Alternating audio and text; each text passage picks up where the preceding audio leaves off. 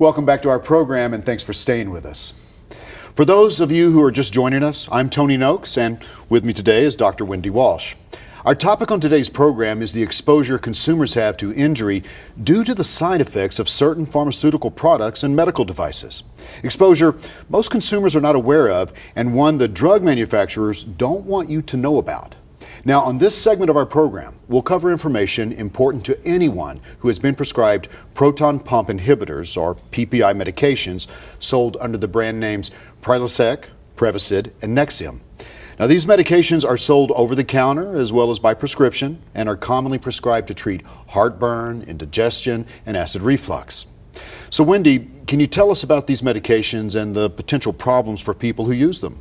Well, Tony, as you said, these proton pump inhibitors, or PPIs, are sold under the brand names Prevacid, Prevacid, and Nexium. And they're very popular medications because they do a very good job for the most part, with over 15 million Americans having prescriptions for them, plus millions more just buying them over the counter without a prescription. In fact, it has created, get this, a $10 billion market annually for the drug companies. Every year, $10 billion are making up these. Now, these drugs are popular because they're designed to block the release of acid into the stomach, which relieves symptoms of heartburn, indigestion, and acid reflux, and it does it very quickly. And these conditions occur in up to 60% of the population. I think we've all had heartburn at one time or another. But the primary issue with these medications is that long-term use may cause problems with the body's ability to absorb magnesium and other vital nutrients, potentially increasing the risk of chronic kidney disease, kidney failure, and more recently other serious side effects, including stomach or gastric cancer.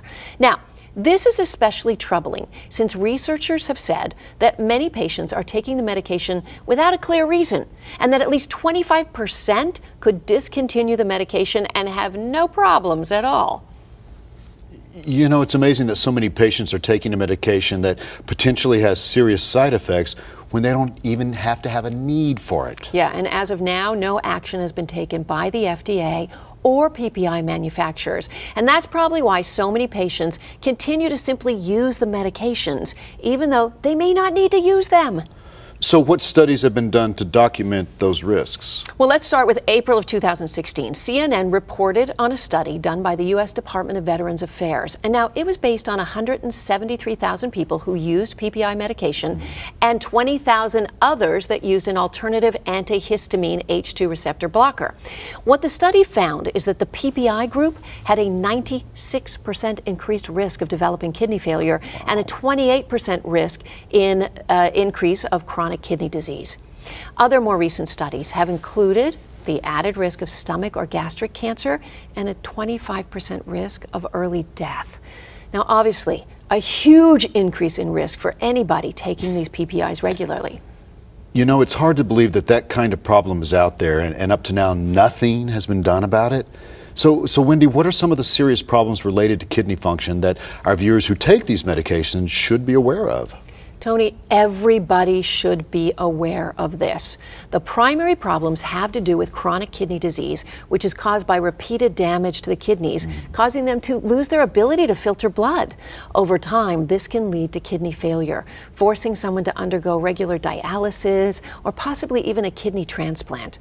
Other side effects recently reported as a result of these new studies include an increased risk of heart failure and death in patients with coronary heart disease, and a 21% increase in overall risk of stroke for those taking high doses of these medications. Wow. I mean, that is a major problem, right? So what are the symptoms our viewers should be aware of? Well, Tony, when the kidneys aren't properly filtering blood, symptoms might occur like high blood pressure, abnormal heart rhythm, fluid retention, electrolyte imbalance. Remember, they could be attributing these to other things and not putting together the whole picture.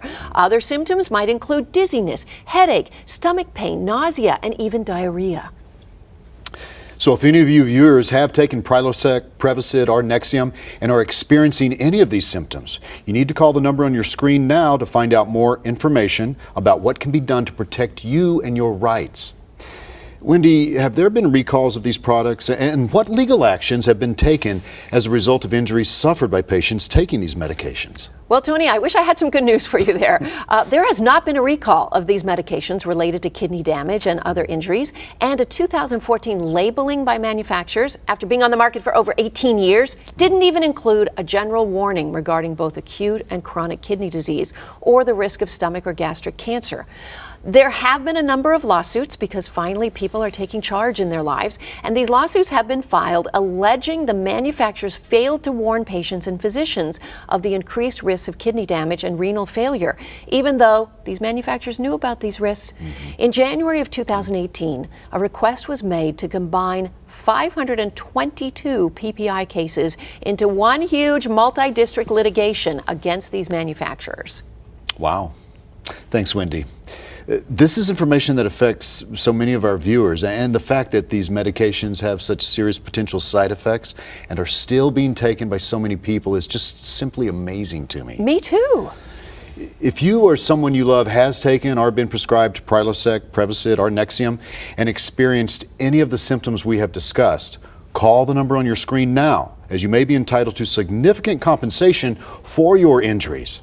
I mean, there is a limit to the time to file claims depending on the statute of limitations in each state, so you should call right now.